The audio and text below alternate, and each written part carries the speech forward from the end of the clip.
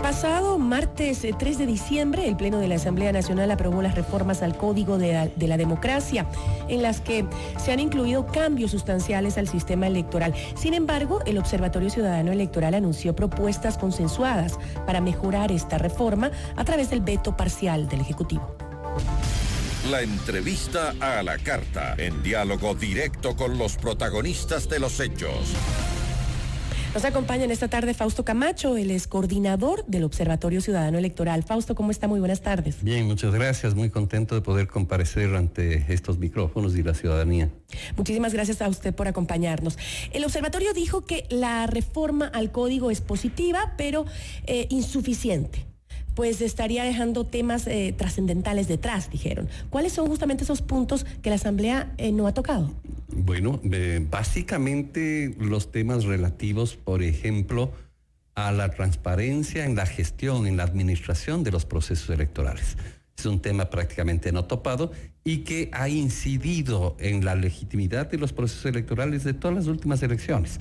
Es decir, los hechos que nadie quisiera que se repitan del 2017, del 2019, pues nos demuestran a las claras que es necesario dotarle a las reglas del juego, de la competencia electoral, de elementos que permitan mayor transparencia. Y en lo concreto, aparte de que hay otros temas, pero lo más importante desde mi particular punto de vista y del observatorio y de otros analistas que de manera, digamos, coordinada nos reunimos para hacer un análisis, coincidimos en que es necesario que la ley deje claramente establecido la diferencia que hay entre lo que es la transmisión de resultados electorales provisionales y lo que es el escrutinio de las actas que se hacen en audiencia pública en las delegaciones provinciales, en las juntas provinciales y la Junta Especial del Exterior.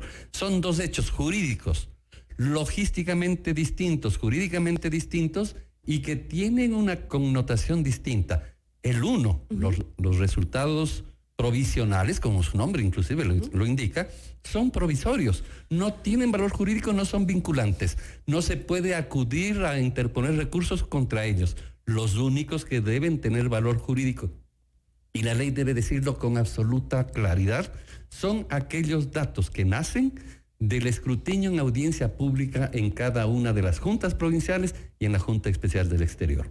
¿Y qué proponen para ello, para lograrlo? Pues efectivamente que se diga eso. Hay un articulado que está redactado, entregado al presidente, o se entregará hoy en la tarde al presidente de la República, en la cual se deja claramente establecido que los 3 ejemplares del acta que hacen las juntas receptoras del voto, me refiero al acta de los escrutinios de cada junta, deban tener un destino específico, una línea de procedimiento y la obligación de respetar esa línea de procedimiento. Un ejemplar para la audiencia, un ejemplar para la transmisión de resultados, un ejemplar para la notificación pública de los ecuatorianos y ecuatorianas.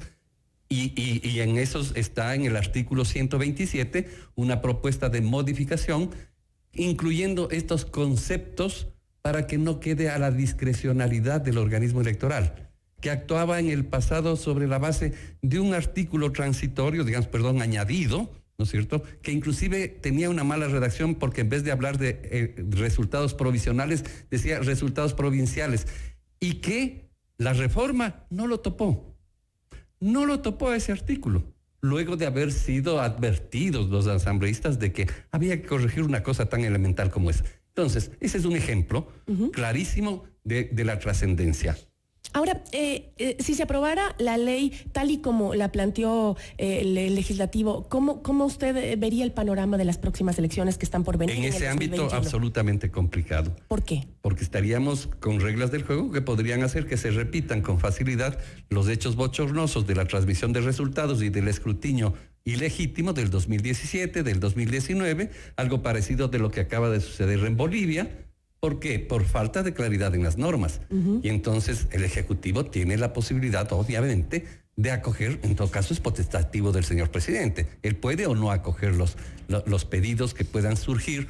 En este caso, mire, desde el observatorio, desde, Fundación Esquel, Fundación Ciudadanía y Desarrollo, desde la academia, Sebastián Mantilla, una lista amplia de técnicos especialistas en elecciones que nos reunimos para efectivamente proponerle al presidente aquello. Justamente con respecto a eso, ustedes plantearon que iba a ser una propuesta consensuada con varios sectores civiles y políticos. Así es. ¿Cuáles son, con qué organizaciones trabajaron? Bueno, en concreto, me voy a permitir... ¿Qué representantes políticos también están detrás de las Medardo propuestas? Leas, Fausto Camacho, Mauricio Alarcón, Carlos Aguinaga, Cecilia Velázquez, ella por ejemplo es dirigente nacional de Pachacutic, Simón Jaramillo de Participación Ciudadana, Andrés León, ex vocal del Tribunal Supremo Electoral, ¿no es cierto? Solanda Goyes, Pablo Mera, Dolores Padilla, Carlos Padrón, secretario nacional de Creo, María Belén Aguirre, César Ulloa de la Fundación Esquel, Karina Ponce, consejera suplente del Consejo de Participación Ciudadana y Control Social,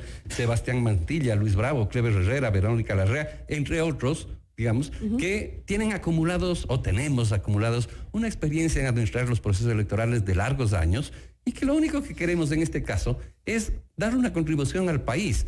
En buena hora que estuvieron presentes, estuvo también presente alguien del partido político Suma o del movimiento político Suma, y hemos entregado también esta propuesta a las otras organizaciones políticas, a todos. El que quiera sumarse a mejorar la reforma, bienvenido sea. Pero finalmente la decisión, digamos, deberá ser tomada por el presidente de la República, porque la prerrogativa es de él. Él es quien puede vetar o no uno u otro artículo de la ley. Ahora, justamente respecto a eso, que sea el Ejecutivo el que tenga el que tenga el veto, ¿cuál es la verdadera injerencia que se puede tener justamente en ese veto ejecutivo, considerando que las objeciones las hace la presidencia, no la sociedad civil? Porque entiendo que ya dentro del tratamiento que le da la Asamblea, la propuesta que hace la Asamblea, hay un periodo en que se abre para que justamente participen los sectores sociales, la ciudadanía en general. Mire, el presidente de la República fue quien convocó al Acuerdo Nacional Ecuador 2030. Fuimos parte de aquel acuerdo un sinnúmero de ciudadanos, entre otros varios de los que estamos ahora mencionados aquí, ¿no es cierto?, que construimos una propuesta de reforma por el pedido del presidente, que le entregamos a la Asamblea, que nos hemos entregado. Entonces, la facultad de escuchar o no de la Asamblea tuvo todas las propuestas antes. ¿Las tuvo antes? Pero por supuesto que sí, se las entregamos a todos los asambleístas, a la presidenta de la Comisión, Jimena Peña. O sea, no Peña. Es que ahora, cuando está no es que la ahora ley... aparece, no. Ahora, en todo caso, se han escogido los temas que fueron dejados de lado, porque, por ejemplo, nosotros también proponíamos que se incluya Webster.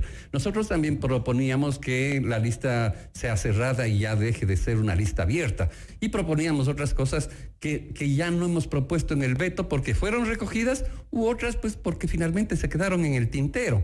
Porque no todo lo que uno aspira a que sea necesariamente puede ser. Pero entonces hoy hemos hecho una selección de los temas de mayor trascendencia que a nuestro juicio pueden ser mejorados.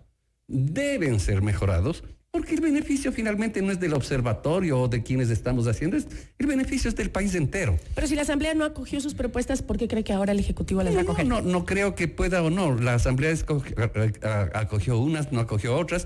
El presidente puede hacer exactamente lo mismo. Finalmente, la sociedad civil, los dirigentes de esta naturaleza de organizaciones, lo único que podemos hacer es opinar tanto ante un legislador, que es, digamos, el cuerpo legislativo, la Asamblea, cuanto al colegislador, que tienen el mismo valor, y cualquiera de los dos puede recoger o ninguno. Nosotros aspiramos que unas cosas que ya fueron recogidas en buena hora por la Asamblea, ojalá otras de igual trascendencia mayor puedan ser recogidas por el presidente. Pero ustedes advierten que si va la ley como está, pues podrían haber problemas para las elecciones. Nosotros hemos sido absolutamente claros en ese sentido. Fíjese usted, hay una de las propuestas que estamos haciendo, entregándole al presidente, que ya lo conocía porque es parte de las decisiones del Acuerdo Ecuador 2030, ¿no es cierto? El Acuerdo Nacional Ecuador 2030, tiene que ver con que para la promoción electoral, que el Estado por norma constitucional tiene la obligación de garantizar a todos los candidatos de igual presencia en medios, para prensa escrita, radio, televisión y vallas publicitarias, pues se establezca un mecanismo que garantice aquello.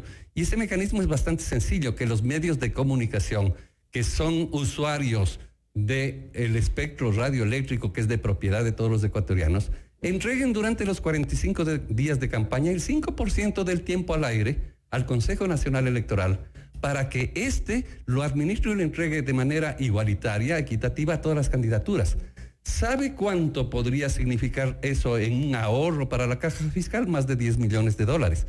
Pero adicionalmente, nos evitamos toda aquella posibilidad triste de que esa plata sea objeto de corrupción, como hay sin número de denuncias en el pasado respecto de esos recursos que se entregaban virtualmente a los medios, a los candidatos para que contrataran con los medios. Fíjese usted, una iniciativa que nace de la ciudadanía, que nace del consenso, del acuerdo, y que puede subsanar dos temas.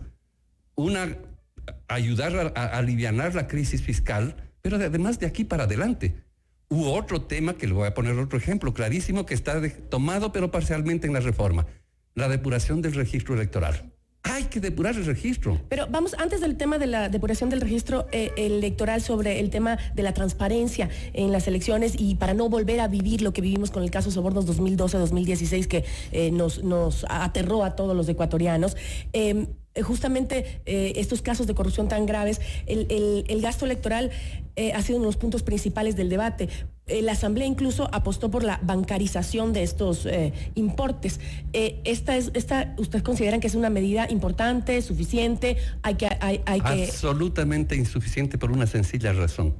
Mientras no exista en la ley un concepto clarísimo, que la información sobre el monto, origen y destino de los recursos que se usan en política son públicos, el resto son finalmente una suerte de adornos. Permítanme que sea tan categórico, pero así es nuestro concepto.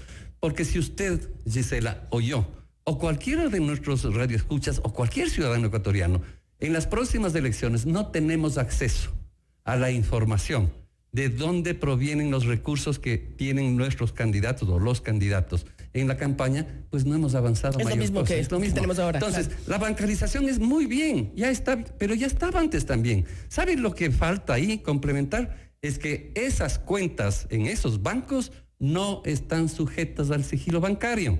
Pero lógico, ¿no es cierto? O sea, elemental. ¿Por qué no lo puso la Asamblea? Va usted a saber. El presidente de la República tiene la opción de ponerlo o no ponerlo. Nosotros aspiramos a que lo ponga. Que esa información sea pública a través de la página web del Consejo Nacional Electoral. Llama la atención que se les pasen este tipo de cosas, ¿no? Bueno, sí, llama la atención. En algunos casos también se puede entender razones que no son muy legítimas, como por ejemplo haber aprobado que la licencia sin sueldo para los candidatos a la reelección sea distinta para los asambleístas que para el resto de funcionarios públicos. Y que mientras un funcionario público que puede postularse, puede pedir licencia, tiene que pedir una licencia de aproximadamente 100 días, ellos se han puesto graciosamente una licencia de apenas 45. Entonces, mire, este tipo de no son hechos fortuitos. Hay una intencionalidad que nosotros como sociedad civil no la admitimos, no la aceptamos, y le advertimos al presidente de la República: presidente, esto está sucediendo, está en sus manos la posibilidad de corregirlo, y le hemos presentado una propuesta de redacción del artículo pertinente, eliminando aquella cosa perversa que es inaceptable. Y estas cositas que se le olvidan a los asambleístas, es bueno recordárselos a la ciudadanía, ¿no? Por supuesto, para ese es nuestro papel, claros. Eso es lo que nos hemos propuesto hacer. Justamente hablando de la otra de sus propuestas, que es instaurar estos mecanismos para depurar el registro electoral, con lo que esperan corregir, según dijo, 1,5 millones de inconsistencias del registro. Así es. Esto, según dijeron ustedes también, generaría un ahorro de unos 6 millones de dólares en cada una de las elecciones futuras. ¿Cuáles son estas inconsistencias que se espera corregir en el padrón, y cómo pues se lograría obtener ese dinero? Bastante sencillo, es ahorrar el dinero, no gastarlo. Pero ¿cómo se hace? Es bastante sencillo. La propuesta es la creación de un registro electoral que tenga dos segmentos: un segmento de electores activos y un segmento de electores pasivos. En los electores activos estamos todos, pero los pasivos, que son la excepción, por así decirlo, allí estarán las personas que no han votado en los últimos 3 procesos electorales. Allí estarán las personas condenadas con condena sancionatoria de prisión, ¿no es cierto? Ya ejecutoriada, pero sentencia ejecutoriada, quienes hayan sido declarados interdictos, etcétera, etcétera. Ese es un segmento relativamente pequeño. Pero mire usted, en el exterior existen más de 3,5 millones de ecuatorianos, dice todo el mundo. Bueno, es una cifra discutible, porque además nadie puede tener con certeza la cifra. Pero de eso, ¿sabe cuántos están empadronados en el exterior? Apenas 600,000. Entonces, hay un segmento de 2,5 millones más o menos, que viven en el exterior y para quienes desde el 2008, por norma constitucional, el voto es facultativo. Ya no votan, no quieren votar, no han votado.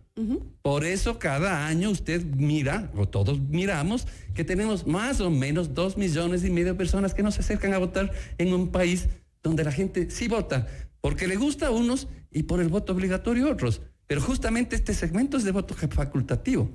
Entonces, ellos van a un registro electoral pasivo y entonces se depura los padrones, entendidos los padrones como el listado de las personas que están en cada junta receptora del voto.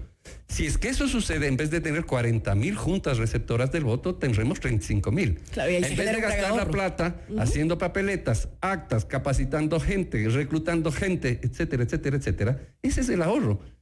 De ahí sale el ahorro de 6 millones. Pero por supuesto, en cada elección, ojo, no es un ahorro una sola vez, porque cada elección imprimimos 2,5 millones de papeletas que no se usan.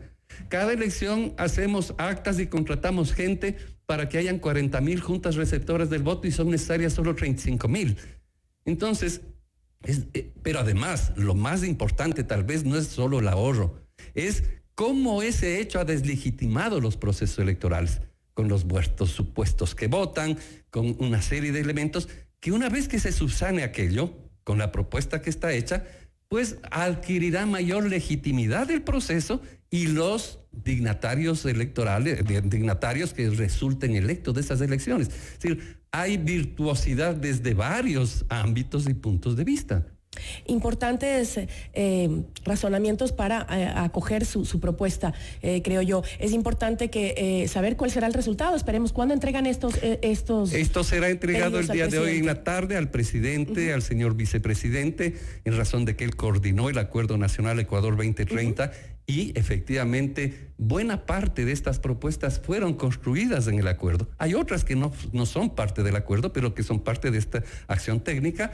A la ministra de Gobierno y a la secretaria general de la Presidencia de la República, que son las instancias que creemos que podrán tomar las decisiones que finalmente las expresará el presidente de la República a través de la objeción parcial, como denomina la ley. Esperemos que enmienden los errores que de buena fe tuvieron los asambleístas. Creo que esa esperanza la tenemos todos, usted y yo y la gran mayoría de los ecuatorianos, porque lo único que queremos son procesos electorales mejores, más transparentes, reglas del juego claras. Por ejemplo, no es posible que nuestra ley sea la única en toda la región que no fija un día para las elecciones. O sea, es absurdo. No fija un día para convocar las elecciones. Establece simplemente que las elecciones se convocarán 120 días antes del día de las elecciones, pero no fija cuándo son las elecciones. Y entonces estamos poniendo cosas tan elementales como que las elecciones serán el último domingo de febrero todos los años, cada 4 años. Y que de ser necesaria una segunda vuelta electoral, esa se producirá el primer domingo de abril. Cosa tan elemental. Cosas sencillas que te ayudan mucho a la organización, a la transparencia. Y a la seguridad jurídica del proceso. Ya no queda en la discrecionalidad absoluta del Consejo Electoral, que ya en el pasado cambió la fecha de las elecciones según le convenía. No esperemos que vuelva a suceder eso para que entonces estemos pensando en que es necesario reformar aquello. Ahí están las propuestas. Son transparentes, claras, están entregadas al público. Hoy hemos difundido a través de los mecanismos electrónicos a todo el mundo, hemos entregado a los medios de comunicación, lo están difundiendo en buena hora y formalmente entregaremos hoy en la tarde al señor presidente de la República, que estamos casi seguros que buena parte, ojalá la mayoría de las sugerencias sean acogidas. Estaremos atentos. Muchísimas gracias a Fausto Camacho, coordinador del Observatorio Ciudadano Electoral, por habernos acompañado. Gracias a usted, Gisela. Esto es Notimundo a la Carta, siempre bien informados.